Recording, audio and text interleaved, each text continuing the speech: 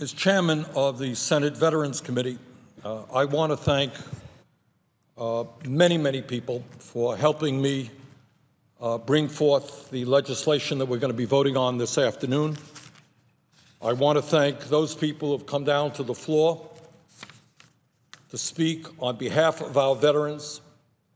And that includes Majority Leader Reid, who has been so helpful throughout, Senators Murray, Blumenthal, Heinrich, Pryor, Durbin, Merkley, Walsh, Shaheen, and Casey. I suspect I have left out some. I want to thank my entire staff at the Veterans Committee, Steve Robertson, Dahlia Melendrez, Travis Murphy, Catherine Monet, Catherine Van Haste, Elizabeth Austin, Carlos Fuentes, Ann Vallandigham, Rebecca Tommen, Jason Dean, Shannon Jackson, Shanna Lowry, and Raphael Anderson for their help on this effort.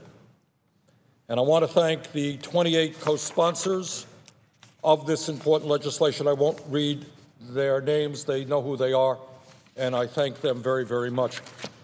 Mr. President, as I have indicated earlier, this legislation is not Bernie Sanders' legislation. This is legislation that, by and large, comes from the hearts and souls of the veterans of this country. As chairman of the committee, I thought it was my obligation to listen to what the veterans of our country were saying about their problems and their needs and how we might go forward. And that's what I and others on the committee did. We listened.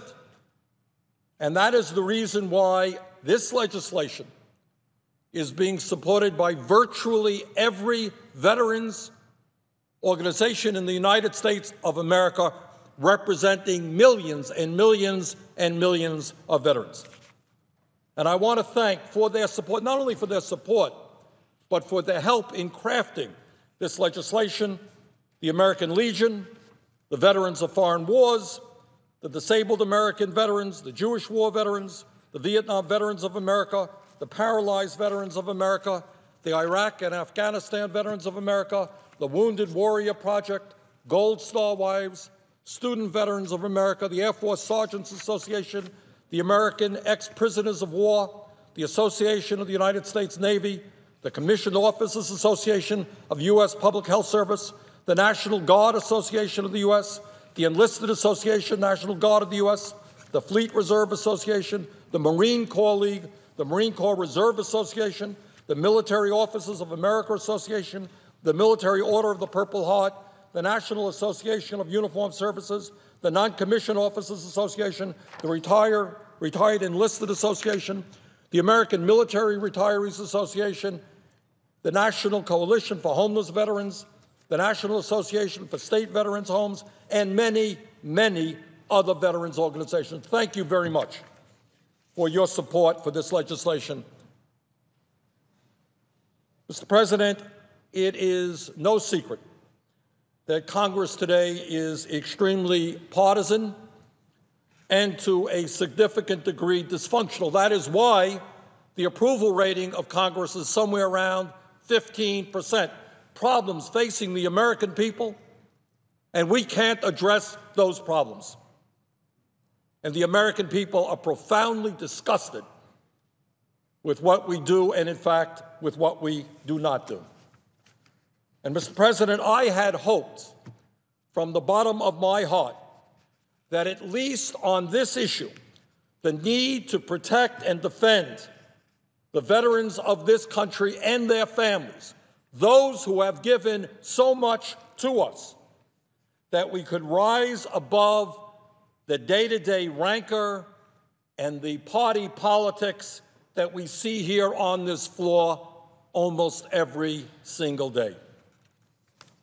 We will, in fact, see within a short while whether or not we will rise to the occasion, whether we will, in fact, stand with the veterans of this country, or whether once again we're going to succumb to the same old politics that we see almost every day. Mr. President, let me very briefly touch upon some of the objections that my Republican colleagues have made to this bill. Some of them, not a whole lot, by the way, but some have come to the floor and they've objected to this bill. So let me respond to some of their concerns. Some of my Republican colleagues have said that they can't vote for this bill because they couldn't get the opportunity to offer an amendment on the Iran sanctions situation. Well, Mr. President, you know what? The issue of Iran sanctions is an important issue, but it has nothing to do with the needs of veterans. In case people don't understand it, this is a comprehensive veterans bill. And while Iran sanctions may be important, it has nothing to do with what we are discussing today. And that is not just my opinion. Far more importantly, we have the opinion of the largest veterans organization in this country, which represents over 2 million veterans, and that is the American Legion. And here is what Daniel M. Dellinger, the national commander of the American Legion, said just yesterday on this issue. This is what he said, and I quote, "Iran is a serious issue that Congress needs to address, but it cannot be tied to S-1982, this veterans legislation, which is extremely important as our nation prepares to welcome millions of U.S. military servicemen and women home from war. This comprehensive bill aims to help veterans find good jobs, get the health care they need, and make in-state tuition rates applicable to all who are using their GI Bill benefits. This legislation is about supporting veterans, pure and simple. The Senate can debate various aspects of it, and that's understandable, but it cannot lose focus on the matter at hand, helping military personnel make the transition to veteran life and ensuring that those who serve their nation in uniform receive the benefits they earned and they deserved. We can deal with Iran or any other issue unrelated specifically to veterans with separate legislation, and that is Mr. Dellinger, the national commander of the largest veterans organizations in this country. And I thank him very much because he is exactly right, and he reflects what the overwhelming majority of the American people believe. Deal with the issue at hand. But it's not just the American Legion. I want to thank the Iraq, Afghanistan Veterans of America. They tweeted the other day, and I quote, "The Senate should not get distracted while debating and voting on the vets bill. Iran sanctions, Obamacare, etc. aren't relevant to S-1982. They are absolutely right. Let's talk about veterans' needs." Now, some other Republican colleagues, in objecting to this bill, have said they can't vote for it because it is not bipartisan enough and has not been fully marked up in committee. Well, that's not quite true. Almost all of the provisions in this bill did come out of the committee. In fact, two of the major components of this bill, two separate omnibus bills, were passed by unanimous vote. You can't get much more bipartisan than when you have two major provisions in a bill passing with all Republican and Democrats voting for it. That's pretty bipartisan from where I come from. Furthermore, this legislation contains a number of provisions authored and supported by Republican members of the Veterans Committee. In fact, to the best of my knowledge, there are 26 separate provisions that Republican members have authored or co-sponsored.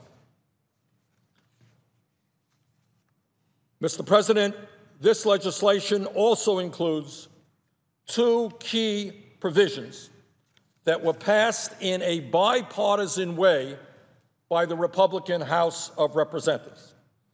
With almost unanimous votes, the House passed a provision that we have in this legislation that would authorize the VA to enter into 27 major medical facility leases in 18 states and Puerto Rico. In other words, this was a new provision that I did add to this bill, was not discussed in committee, but in fact has overwhelming bipartisan support.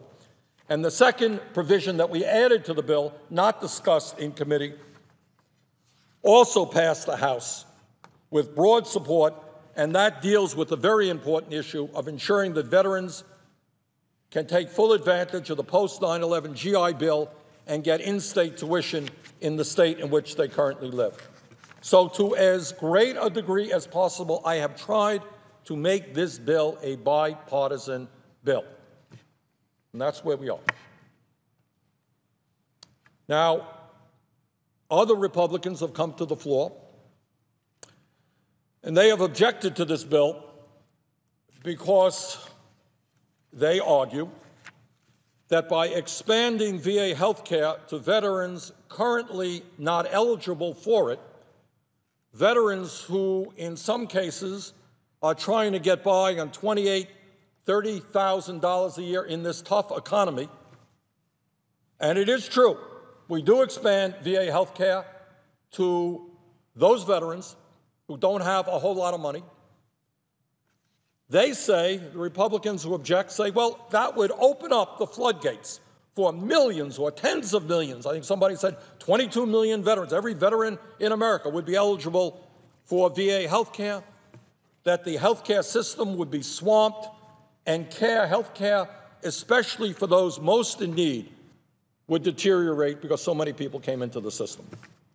As I mentioned yesterday, this is absolutely untrue. No new veteran would be added into VA health care until the VA had the infrastructure to accommodate those new veterans. So we're not opening the door for millions of new veterans. Not true.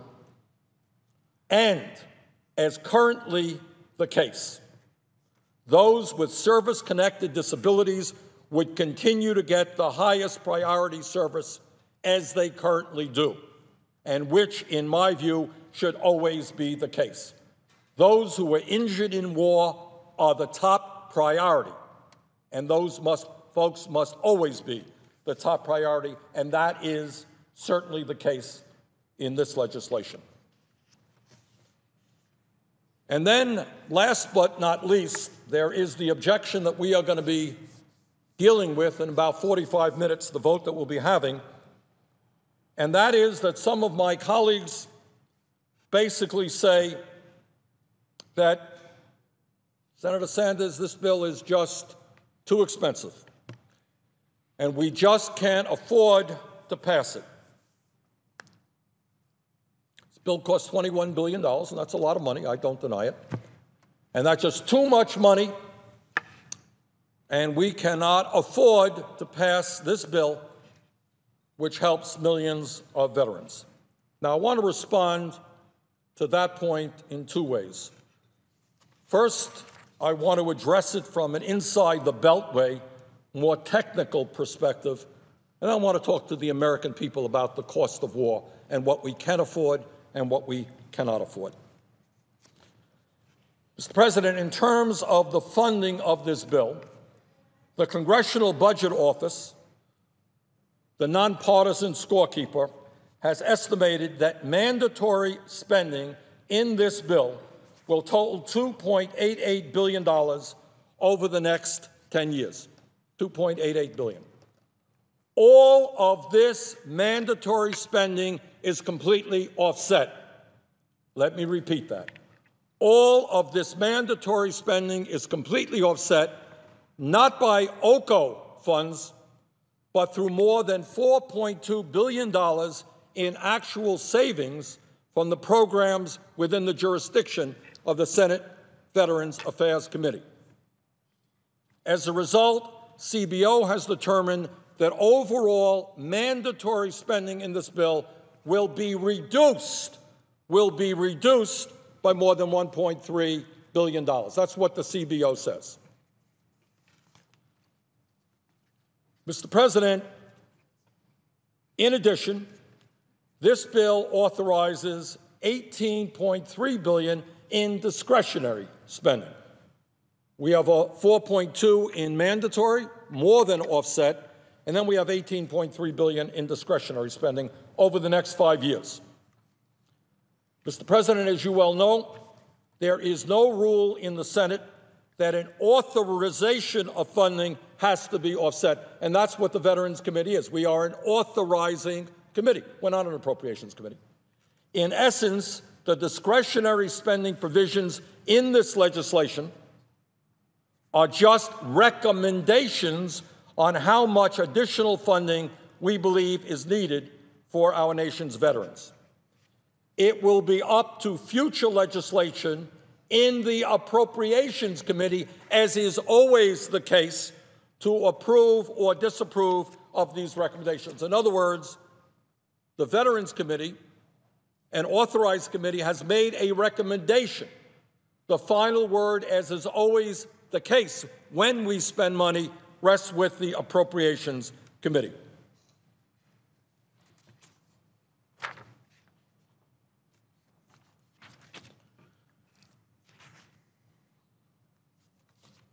Mr. President, the discretionary spending authorized under this bill is, in fact, paid for by using savings from winding down the wars in Iraq and Afghanistan, otherwise known as the OCO Fund. Let me just say a word again. These are recommendations. The Appropriations Committee has the final word. CBO estimates that spending for overseas contingency operations will total a little over $1 trillion over the next decade. Spending as a result of this legislation to improve the lives of millions of our veterans will be less than 2% of that $1 trillion. So anybody, as been the case, who comes down to the floor and says this bill is going to take away from the needs of our men and women in Afghanistan or elsewhere, that is simply inaccurate. $1 trillion is what is in the fund for the next 10 years. We spend less than $20 billion of that fund. Now, some people say, well, yeah, that's fine, but OCO funds, you know, it just has to go into ammunition, it has to go into planes, it has to go into tanks. That's where it goes. That is not quite the case. Let me give you an example of how we have spent in the past overseas contingency operation funds. Since 2005, the Defense Department has used OCO funding for child care centers, for hospitals, for traumatic brain injury research, orthopedic equipment, hospitals, and schools. In 2010, $50 million of OCO funds were used for the Guam Improvement Enterprise Fund. Well, to my mind, if we could use money for the Guam Improvement Enterprise Fund, and I don't know much about that, I do believe that we should be able to use some of the OCO funds to protect the needs of men and women who made enormous sacrifices defending our country. Last year, OCO funds were allocated to a number of countries around the world: Egypt, Jordan, Kazakhstan, Kenya, Lebanon, Somalia, South Sudan, and many, many other countries. This year, $218 million in OCO funding is being used for the TRICARE healthcare program. In other words, Mr. President, we are using a tiny percentage, less than 2% of the funds in the OCO fund, to protect veterans. And we have seen over the years OCO funding used in a whole lot of other areas. And I happen to believe that what we are trying to do with OCO funds falls well within the definition of what that fund is supposed to be used for. If we are supposed to be using that fund for military purposes, then you take care of the military personnel who served our country. Totally legitimate, totally consistent.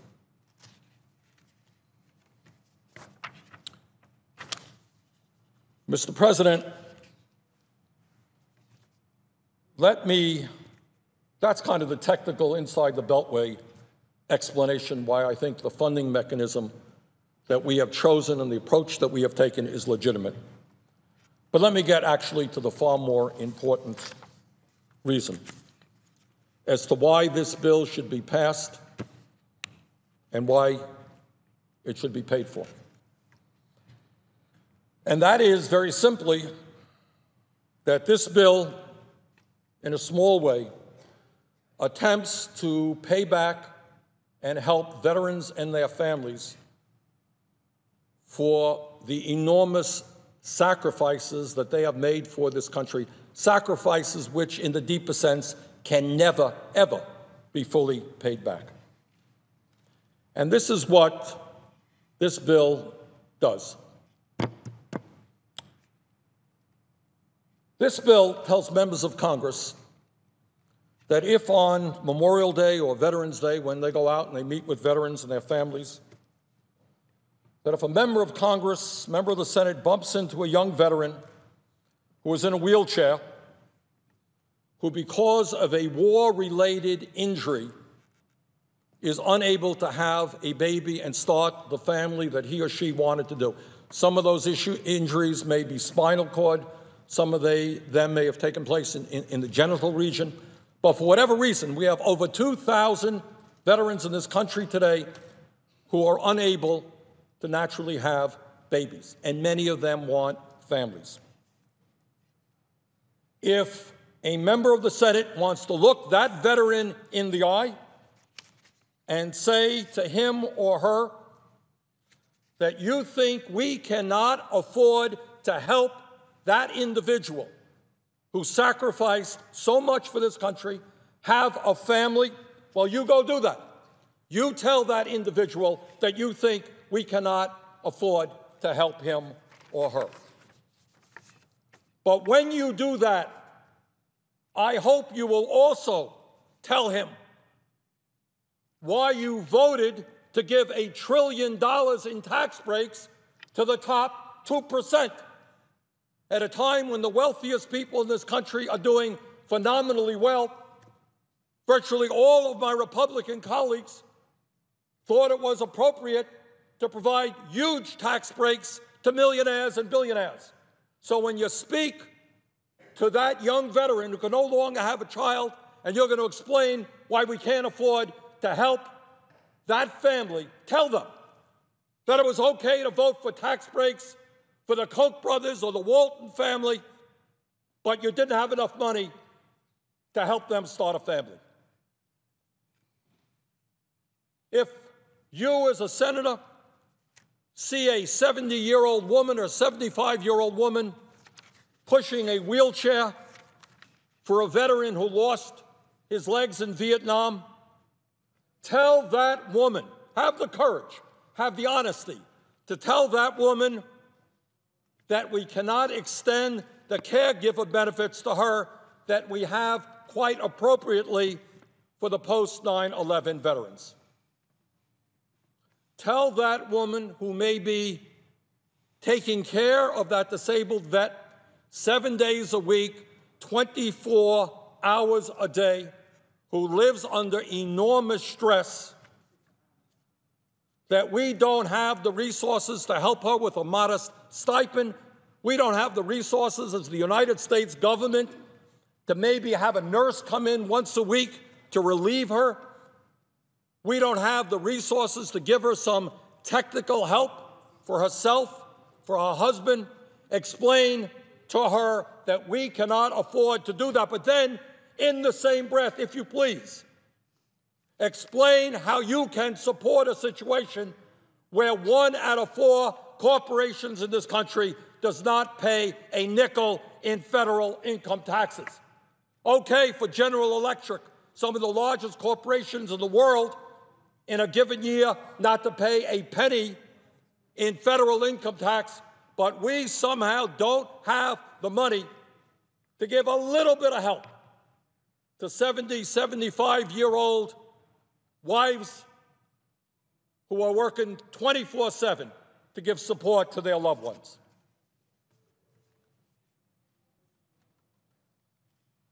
I say to my fellow senators,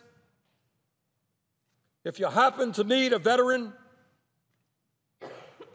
who is trying to get by on $28,000, $30,000, $35,000 a year, and you notice that the teeth in his mouth are rotting,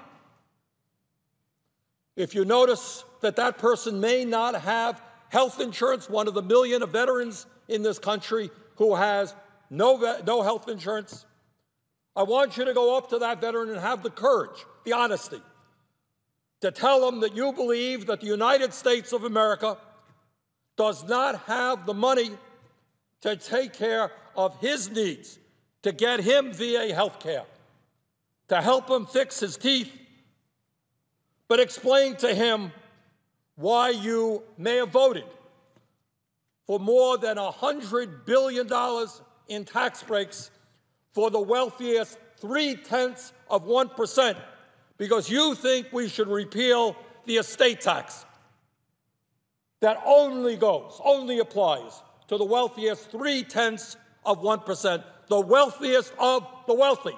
You are prepared to vote, and virtually all Republicans are, to give millionaires and billionaire families, the wealthiest of the wealthy, top 0.3%, $100 billion in tax breaks, but we are not prepared. We supposedly don't have the money to get VA health care for somebody making $28,000, $30,000, or dental care for somebody whose teeth are rotting in his mouth. You go explain that. Have the honesty. Be courageous. Say, yeah, tax breaks for billionaires, but we don't have the resources to get you into VA health care. And I want you to explain to a young woman who left the military, maybe broken in spirit because she was raped or sexually assaulted while in the military, tell her that America doesn't have the resources to get her through the VA, the proper care that she needs to get her life back together after her sexual assault. Tell her that. And if you happen to meet a young man who was eligible for the post-9/11 GI Bill, who today cannot afford to go to college where he lives because he isn't eligible for in-state tuition there, and there's a gap between what the GI education bill pays and what is required in the state that he's living of $10,000, can't afford it, can't go to college, explain to him that you don't have the money to help him.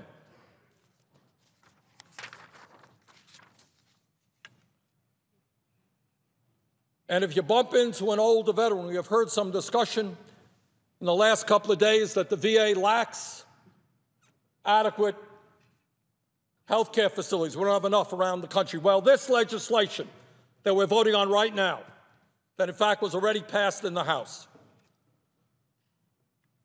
provides for the VA to enter into leases for 27 medical facilities all across this country in 18 different states.